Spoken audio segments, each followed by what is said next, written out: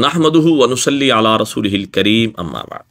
ये सवाल पूछा गया कि अगर कोई मर्द औरत भूले से पहले कायदा में अत्तहियात की जगह सूरह फातिहा पढ़ ले या कोई सूरत मिला ले तो अब क्या हुक्म है? सजदा साहब लाजिम आएगा या नमाज को दोबारा लुटाना पड़ेगा?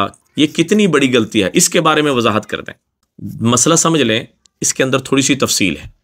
वो तफसील यूँ है, या तो आपने ये गलती पहले कायदा में की है या आखिरी कायदे में की है। अगर आपने ये गलती आखिरी कायदे में की है, यानी आखिरी अत्तहियात में आपने ये गलती की कि आपने पहले सूरह फातिहा पढ़ी है फिर आपने तशहुद पढ़ी है, तो सजदा साहब लाजिम आएगा।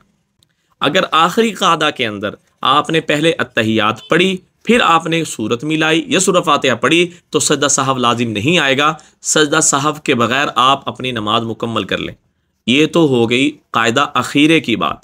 अगर आपने पहले कायदा में इस तरह किया तो पहले अगर आपने अत्तहियात पढ़ी, बाद में सूरत मिलाई या सूरह फातिहा मिलाई, या आपने अत्तहियात से पहले सूरत फातिहा पढ़ी या सूरत मिला ली, बाद में अत्तहियात पढ़ी, दोनों सूरतों में सजदा साहब लाजिम आएगा। इसके बगैर आपकी नमाज मुकम्मल नहीं होगी। दुआओं में याद रखें, सदका जारी समझ के शेयर करें। अस्सलामु अलैकुम वरहमतुल्लाहि वबरकातुहू।